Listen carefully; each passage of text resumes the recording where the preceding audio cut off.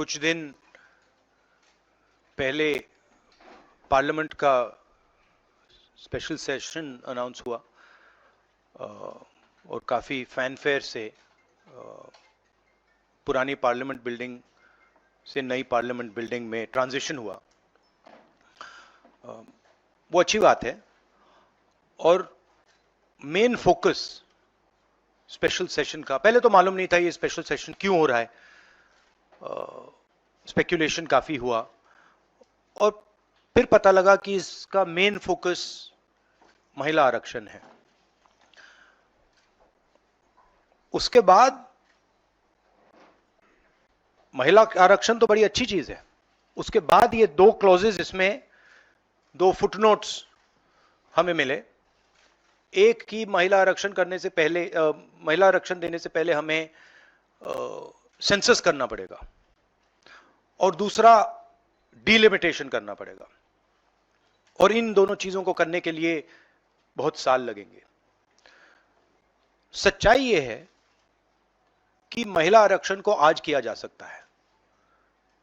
33% आज जो सीट्स हैं लोकसभा में, विधानसभा में, वो महिलाओं को दी जा सकती हैं। कोई कॉम्प्लिकेटेड मामला नहीं है, मगर सरकार वो नहीं करना चाहती है। सरकार ने ये देश के सामने रख दिया है, मगर रियलिटी ये है कि ये इंप्लीमेंट आज से 10 साल बाद होगा। ये भी नहीं मालूम कि होगा या नहीं होगा।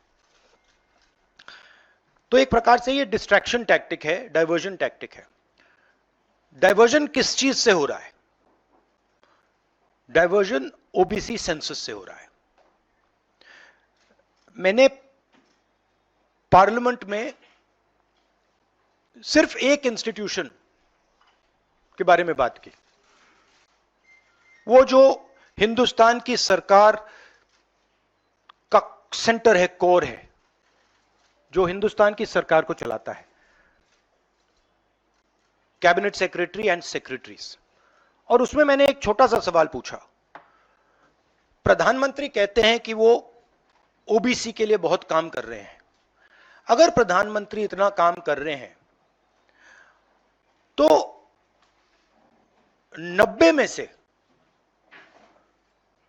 लोगों में से सिर्फ 3 लोग ओबीसी कम्युनिटी से क्यों हैं? पहला सवाल। दूसरा सवाल, मैंने यही एनालिसिस बजट को देख के की कि भैया पूरा हिंदुस्तान का बजट क्या है और ये जो ओबीसी ऑफिसर्स हैं ये इस बजट में से कितना कंट्रोल कर रहे हैं और क्या कंट्रोल कर रहे हैं। आदिवासी क्या कंट्रोल कर रहे हैं, दलित क्या कंट्रोल कर रहे हैं। ओबीसी हिंदुस्तान के 5% बजट को कंट्रोल कर रहा है, ओबीसी ऑफिसर्स। तो मुझे बात समझ नहीं आ रही है।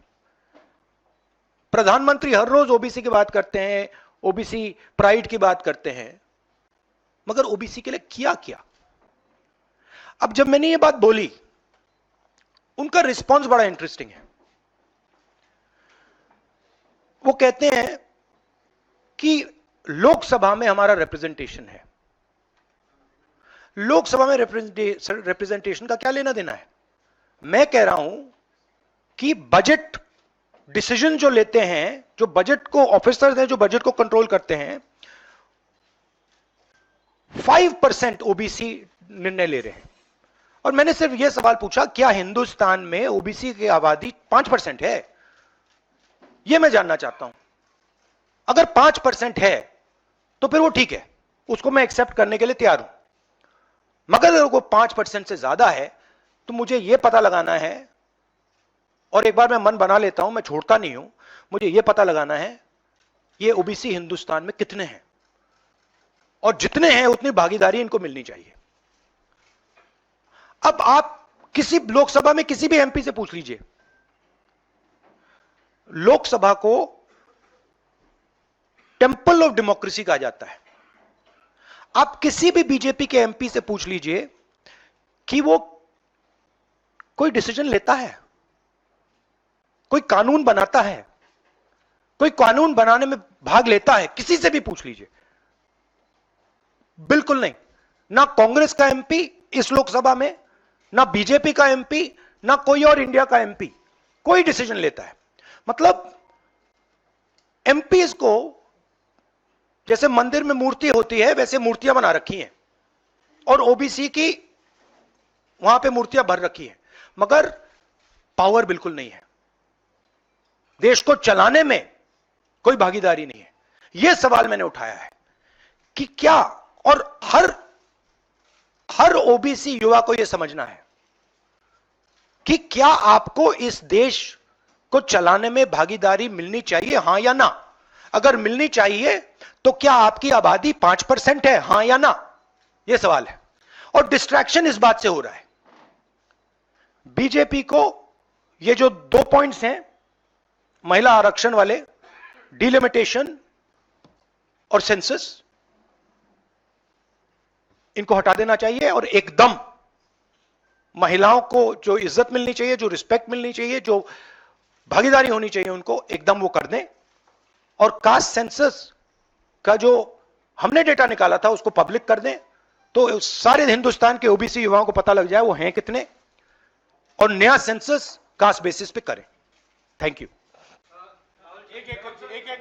और प्रधानमंत्री को अपने अगले भाषण में यह कहना है, यह समझाना है देश को कि हिंदुस्तान के सबसे जरूरी 90 अफसर जो हैं उनमें से सिर्फ 3 ओबीसी क्यों हैं?